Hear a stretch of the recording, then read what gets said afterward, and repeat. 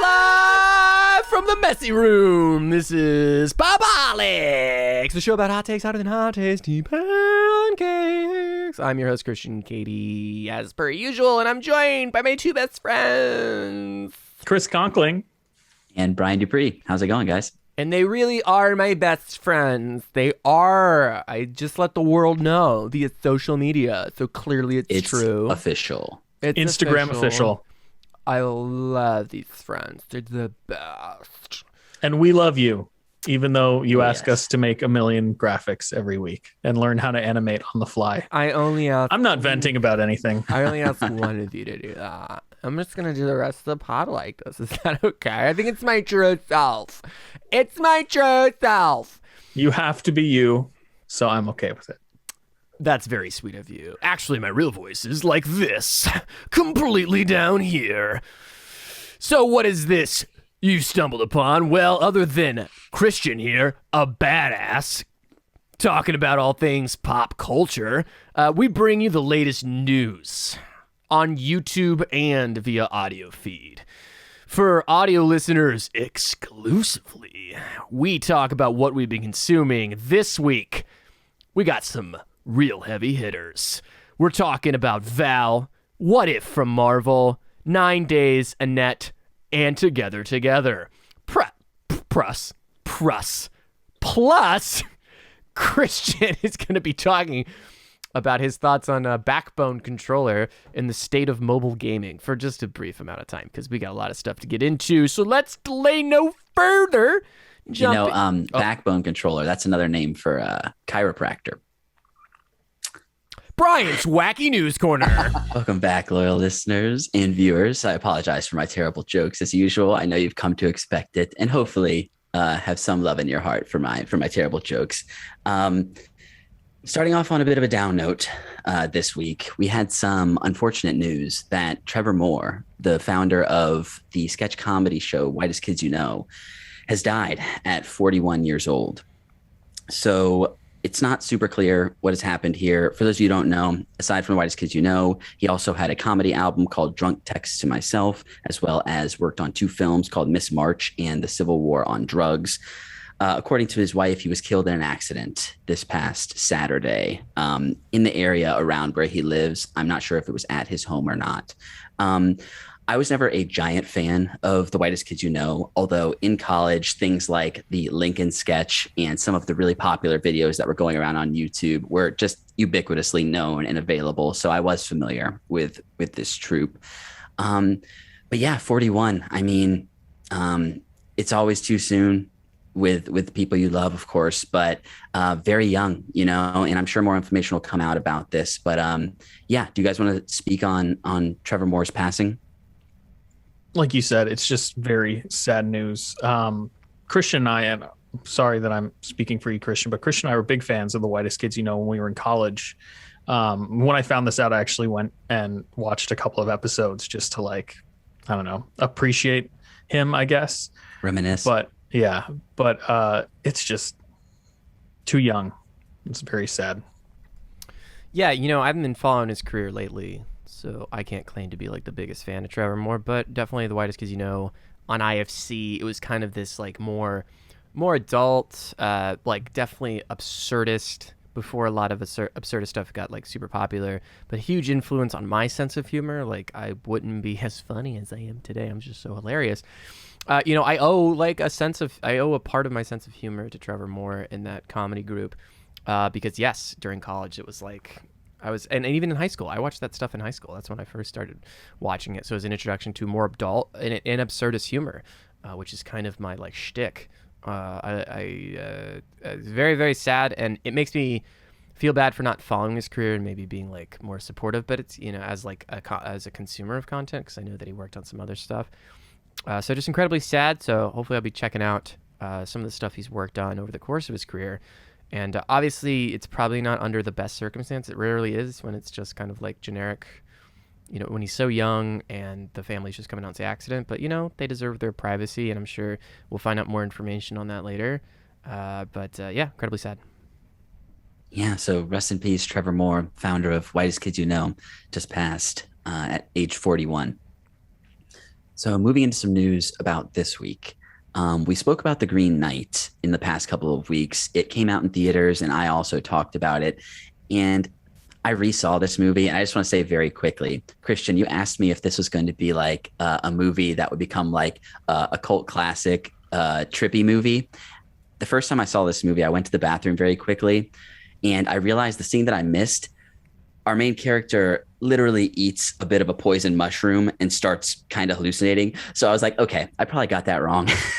So the answer is yes. I would say, yeah, they might be leaning into that in a way. That's where they want you to. That's where the movie wants you to drop whatever it is you're dropping. That's the moment, I guess. Right. But for those of you who aren't comfortable going to theaters right now, which is definitely very understandable, A24 or taking hallucinogens outside of your setting of your home. outside of any of that, this movie is definitely worth seeing. And A24 on their A24 screening room site is doing a one night only digital screening of this. So this is going to be on Wednesday, the 18th, and it starts at 9 p.m.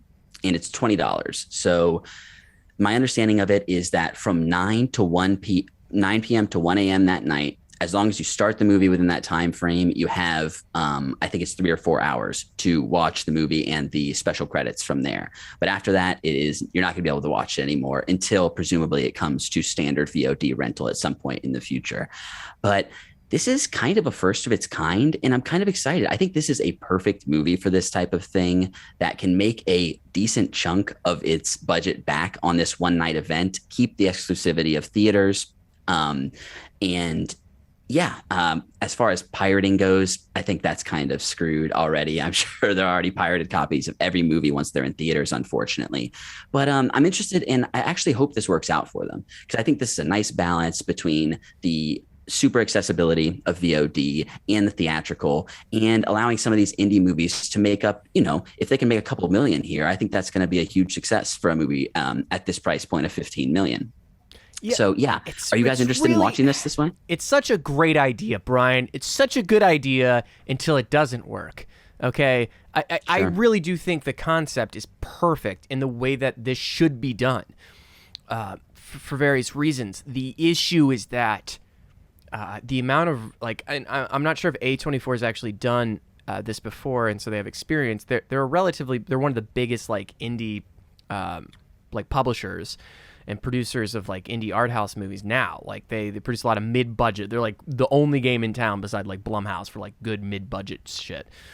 So hopefully they have enough support to do this. But the problem is you have to process a ton of refunds because you buy the thing, you start watching it, your power goes out, and you weren't able to finish it. What do you do there? You start streaming it, and now the stream's way more popular than you thought. You don't have the back end to support it, and it freezes and crashes, and you can't watch it because it's streaming off of a cloud service. It's not a local thing that you have a rental where you can actually download it, and it just has a clock where it expires and no longer will play even though the data's present. It's locked behind this clock that starts. So it's just a tricky thing to pull off and not have to issue a bunch of refunds or face the if it backfires, it could be horrible for A24. If the stream goes down or something. So it's really great in theory. I really wish it the best. I don't hope for any of these bad technological things, but for a smaller mid-tier operation, it's very possible this gets a lot more eyes than they're expecting, and something goes horribly wrong. It's just the fact of streaming. Look at big freaking companies that stream stuff, and it breaks all the time, and it being Disney Plus goes down every Wednesday night when people try to log on to watch either the new Marvel show or the new Mandalorian on Fridays. It would go down when everybody was trying to watch it. So, and that's Disney. Yeah, expecting that amount that has 8 million subscribers, and they're just we really hope that half of them all don't want to use it at once. Our bet is that 15% never use it. Actually, it's not ideal. Chris, did you have any thoughts? No, I agree with what you're saying. When Brian initially sent us the link to this, I was super excited because last week I had said that I really want to see this movie, but I'm not going to go to theaters to see it. I'm going to have to wait until it comes out on VOD. So when Brian told us that it was going to be available online to stream sooner than that, I got really excited. But then when I saw that it was a one night only event, I was like, oh, that kind of sucks. I think a better plan, like Christian said, would be to maybe make it a week, maybe like a week's time. You can see the film for a whole week. So like from the 18th to the end of the week. That way you, like Christian mentioned, you disperse the audience, and it makes it easier for the servers to handle. Also, say you can start the movie here and like I'm an old man.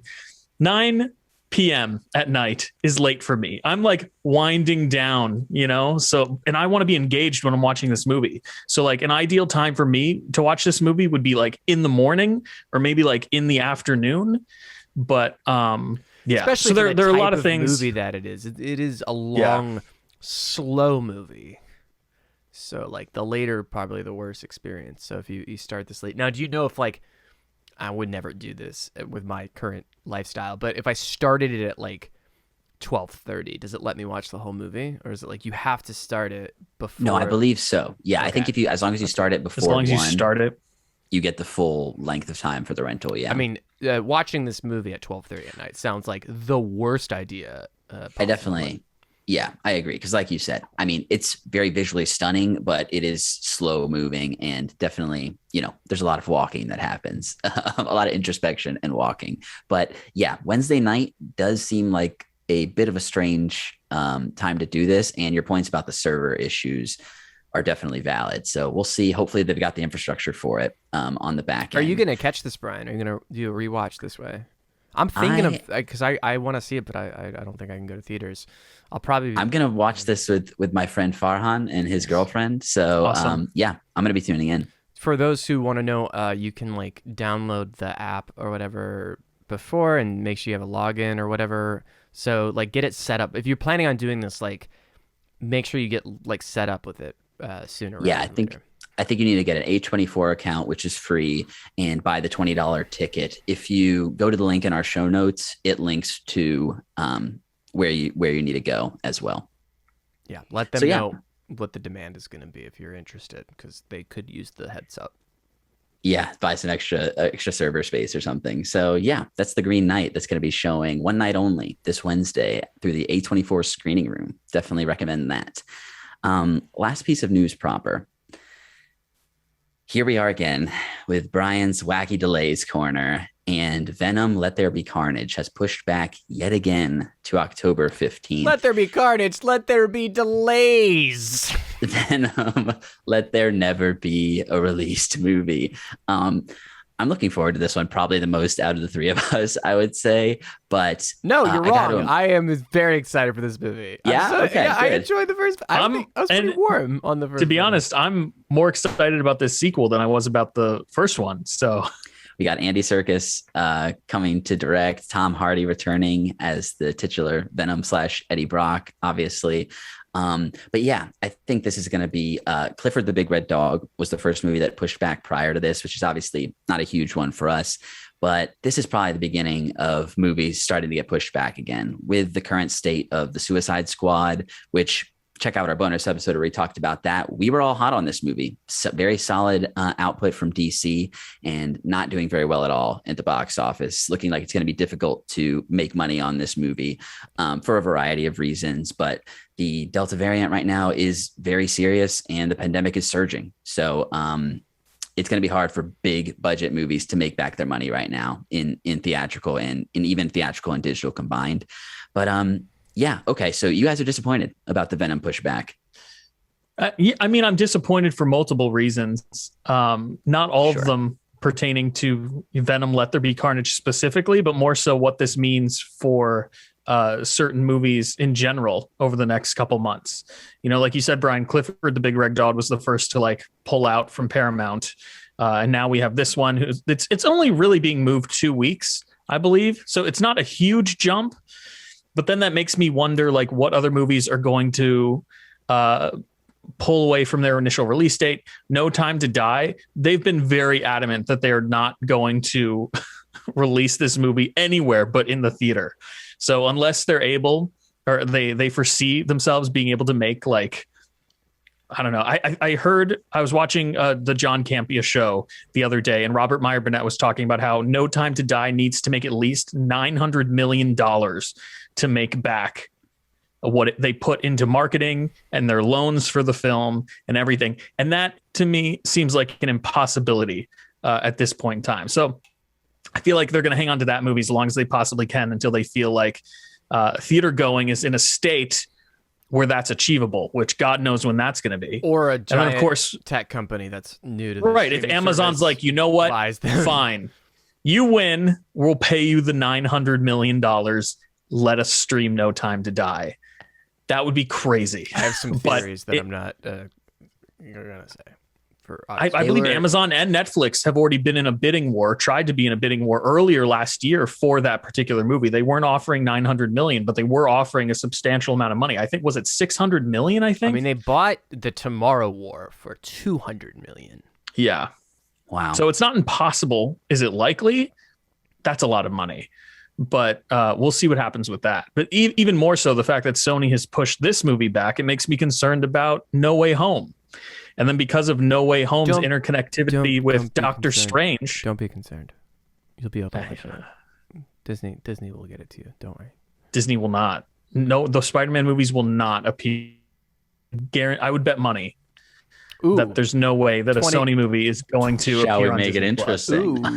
We'll talk after the recording. I don't want to bet on this. $20? But you got $20. All I'm saying is the interconnectivity of the MCU. If you push back that movie, you have to push back Doctor Strange, and then it's just this snowball effect when it comes to all these releases. So, yes, I'm sad that I'm gonna have to wait a little bit longer to see Let There Be Carnage, but I'm also more concerned about what this means for the rest of the release slate for the remainder of the year.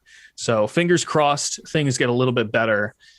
We'll keep you updated, and we'll play it by ear here. We have a whole month centered around No Time to Die. I think we've moved. How many times have we moved that James Bond month now? Like many times. Jeez. A year ago. So that's currently still set for October 8th right now. No Time to Die. I have a hard time believing that's going to come out. This Venom, Let There Be Carnage has moved to the 15th, and Halloween Kills, as well as The Last Duel, the new Ridley Scott movie, are both slated for that weekend as well. Yeah, the same weekend. So I want to take my time real quick to talk about Clifford the Big Red Dog, though. I just got a couple thoughts about Clifford the Big Red Dog. I promise I won't be long. Please. I think the implications of a giant red dog that is like the size of a semi-truck leave a lot of room for cinema to explore. I mean, think about when that dog has to take a shit. Like when the dog has to like have a bowel movement, like a dinosaur pile of dookie. What the hell do you do? Your neighbors are going to be pissed. Like you need like a whole like the garbage. You need a garbage can, like 6 garbage cans for whatever that mess is, right? And what do you do? Do you start? I would start a fertilization company with that kind of movement coming out of that dog. If he gets excited, the fertilization company would be called Clifford the Big Red Log. That is correct, Brian. 100%. Oh, Brian. Killing it tonight. You have a dog that if he gets the zoomies, can you imagine if Clifford, the big red fucking dog, gets the zoomies? Okay. Wait, is Clifford a kaiju? Madness. He's borderline kaiju territory. Oh, wow. Technically speaking, I suppose. He gets the zoomies. You're moving now. Now we're moving out of New York. He like lives in New York for something. Like the giant red dog lives in like downtown gentrified Brooklyn. What the fuck? No. You're going upstate with Clifford the Big Red Dog, okay? Then what are you doing? You're building a sideshow around because you just had to get up and move. Upstate New York is not cheap. Let me tell you something. You're having to buy a lot of land that people have been sitting on for a while and are trying to cash out on. So then you've got a circus around you, all right? And what's your main attraction? Clifford the Big Red Dog. What do we know about big dogs? Like Great Danes, right? They don't last long. My camera went out of focus. I'm so heated about this. Anyway, the passion always seems to make the camera go out of focus. The point is, as I fix my camera here, is that Clifford the Big Red Dog cannot and will not ever get cinematic justice because it's too interesting of a story for Hollywood to tell. It would need to be a hard R to do that story justice, I think. Yeah. And then don't get me started on Clifford's Big Red Rocket. Brian, please continue. Oh, Lord. So yeah, that's it for the news proper. So we're gonna move on into some stuff that's coming out. What a way to this week. finish Brian's wacky news corner. And come on down to Clifford's Big Red Log Cabin Circus, upstate New York. We're starting that. So yeah, we got some TV shows coming out this week. Coming out Wednesday on Hulu is a show called 9 Perfect Strangers. So this is based on the New York Times bestselling book by Leanne Moriarty, and it takes place at a boutique health and wellness resort that promises healing and transformation as 9 stressed city dwellers try to get on the path to a better way of living. So this is created by David E. Kelly and John Henry Butterworth, and stars Nicole Kidman, Melissa McCarthy, Luke Evans, Melvin Gregg, Samara Weaving, Michael Shannon, and many others. And this trailer looks like it could be pretty interesting. It's very unclear the motivations of the person who's hosting this this getaway, played by Nicole Kidman. It looks like there could be some mystery and maybe cultish type of stuff happening here. It's a little unclear, but with this group of actors and it being on Hulu, looks like an easy checkout. So that's coming to Hulu this Wednesday, and that is 9 Perfect Strangers. The next one coming to HBO Max on Friday. Can I just say that on Thursday. Pop-O-Holics weekly upload, 3 perfect best friends. Every week. That should be our tagline. That's very much appreciated. So coming to HBO Max this Thursday is Sweet Life Los Angeles. So this is the new show that's executive produced by Issa Rae and follows the ventures of Black young adults in Southern Los Angeles as they pursue their dreams. So this is an unscripted reality show that follows a group of up and coming young adults in LA. This is not the type of show that I tend to get super excited about, but for those of you who are into reality style television, this looks like it could be an interesting take on LA life and what it means for people to try and succeed there. Out of the 3 of us, Christian seems to watch the most reality television. So maybe we'll be getting a scoop on a Sweet Life Los Angeles at some point. I thought it was like Sweet Life with Zach and Cody. I thought it was like going to be a Zach When and I Cody first all looked it grown up. I thought the same thing. I really did. No, we're watching. My fiance has been very much into Gossip Girl. We were watching the OC. She finished the OC. We're on Gossip Girl, and having the time of my life. I plead to get back into like modern reality television because at least it's like funny. It's like a train wreck, you know. Gossip Girl is just like it's like an early 2000s show for women and like gay men. Neither demographic I'm about. Nothing against shows for those people. That's fine. You're just not the target audience. Help me. So yeah, that's Sweet Life Los Angeles. That's coming to HBO Max. Seriously, send help. Christian is SOSing mid-pod right now. I think I we have to to watch Chris. You're anything closer. about like rich white people in the United States, like post 9/11 before housing crisis, I'm going to shoot myself. Brian, what else is coming out? So we've got the final season of The Walking Dead, season 11, coming out this Sunday, premiering on AMC. So this is going to be 24 episodes and obviously comes out weekly based on the comic books by Robert Kirkman, Tony Moore, and Charlie Adlard. And I never got into this show, but I know it's got a huge audience. It's got spin-off shows in the works. It's got The Talking Dead talking about it. This was very much a huge show in the culture. And yeah, it's finally coming to an end. I'm not sure how closely this series stuck to the comic books, but I know in terms of content, there's probably more than enough that they had to pull from throughout the course of the 11 seasons. But yeah, if you're watching Walking Dead, the final season starting this Sunday on AMC. Please, if you're a Pop-O-Holics listener, please let us know if you're still watching The Walking Dead. I remember, Chris, do you remember this? I and my former roommate would go to a bar and like watch them as they premiered. I do. And like enjoyed Really? it. We'd have a kill count. We'd take a shot every time someone died or something like that. It was fun.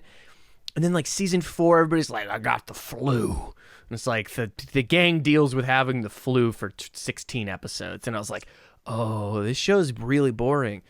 So I dropped off around season 4. I watched a good amount of The Walking Dead.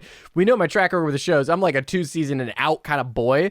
unless it's like good stuff. I stuck around way longer because of friendship, and I'm wondering. You stuck around longer than me. I only made it like halfway through season 1. I am not alone. I talked to a lot of people that were like, everybody got the flu, I was out, which is usually a pretty good excuse to leave a lot of situations.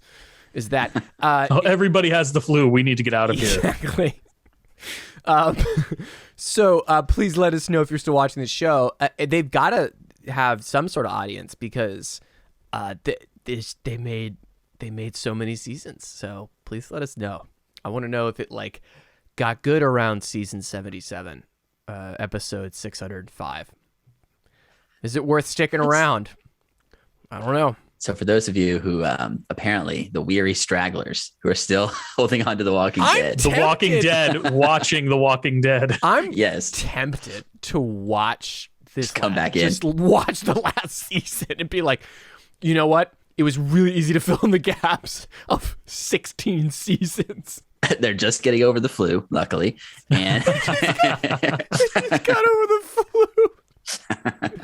They keep referencing how they just got over the flu. It's very easy to jump back in. So yeah, that's The Walking Dead season 11, the final season on AMC this Sunday.